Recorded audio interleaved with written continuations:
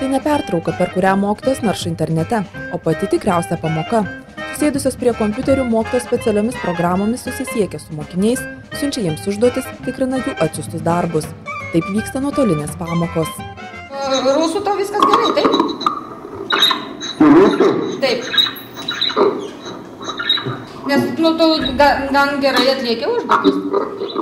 Su rusų taip pat nėra ten labai daug problemų. Nuotoliniu būdu Ozo vidurinėje mokykloje mokosi beveik 400 mokinių iš Lietuvos ir iš užsienio. Didelė jų dalis gyvena Anglijoje ar Airijoje, bet yra ir mokinių iš tolimų kraštų – Japonijos, Kinijos ar Australijos. Nuotoliniu būdu įsigyti vidurinį išsilavinimą dažniausiai renkasi emigrantų vaikai, daug keliaujantys sportininkai, modeliai, mokyklos nebaigusios mamos, neįgalieji ar kiti mokyklos lankyti negalintys mokiniai nuo 8 iki 12 klasės. Anksčiau negalėjau baigti normalios mokyklos, ta prasme, nes turėjau traumų, turėjau akademinės atostogas ir sugalvojau, dirbdamas, mokytis toliau, pabaigti 12 klasių, gauti atestatą ir toliau mokytis kažkur, nes iš tikrųjų darbą derinti su mokslais man sekasi labai puikiai. Paskutiniu metu padidėjus emigracijai mes labai jaučiam antplūdį ir papildomas paraiškas, prašymus mokytis, kadangi tėvai netenka darbo ir jiems reikia išvykti arba vieniems, arba palikti vaikus seneliams, o ta praktika, kaip žinot, labai nepasiteisino. Tai didelė problema Lietuvoje, o dabar mes sudarom sąlygą su savo vaikais išvykti į tas šalis, kur gali rasti darbą, tęsti lietuvišką bendro lavinimo programą. Jei manote, kad nuotoliniu būdu besimokantis mokiniai nieko neveikia, knygas paskaito, kai turi laiko ir noro, klystate. Mokytojai tikina, kad mokymasis nuotoliniu būdu nedaug kuo skiriasi nuo įprasto.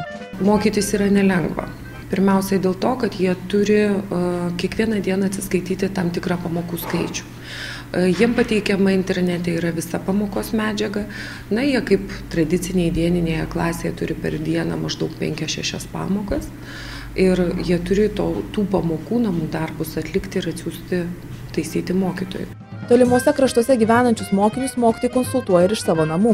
Mat viena iš kliūčių – laiko zonų skirtumas.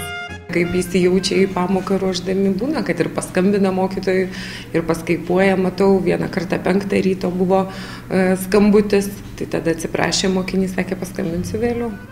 Nuotoliniu būdu mokslus kremtantis mokiniai mokosi pagal bendrąją programą, tačiau informaciją mokytojai pateikia vaizdžiai ir lengvai suprantamai. O va čia pavyzdžiui demonstruojame, kaip nubrėžti apskritimui liestinę, liniuotės ir skriestuvo pagalba. Mokytojai pastebi, kad norinčiųjų mokytis nuotoliniu būdu vis daugėja. Be to vis dažniau pasitaiko žemesniųjų klasių mokinių, išvykusių su tėvais į užsienį, bet norinčių mokytis pagal lietuvišką programą. Jiems mokykla siūlo prisijungti prie nuotolinės lituanistinės mokyklėlės Mes Lietuvos vaikai. Mes kviečiame nuotoliniu būdu patraukliai juos mokytis lietuvių kalbos, tautosakos bei Lietuvos istorijos. Tiesiog sudarome jiems galimybę tokiu būdu netitraukti nuo gimtosios kalbos, nuo tautosakos, kad išvykę ten, jie vis tiek domėtųsi, žinotų, pažintų savo papročius, tradicijas. Kelerius metus nuotoliniu būdu krimtę mokslus, abiturientai į tėvynę grįžta tik laikyti brandos egzaminų. Mokytojai tvirtina, kad egzaminus virtualiai besimokę mokiniai išlaiko ne prasčiau nei visus 12 metų sėdėjusiai klasėje. Mokyklos direktorius mano, kad toks mokymosi būdas ir toliau populiarės, bei išplis ir kitose mokyklose, kurios jau dabar tuo domisi. Reporterė Jurgita Gižaitė, Vilnius.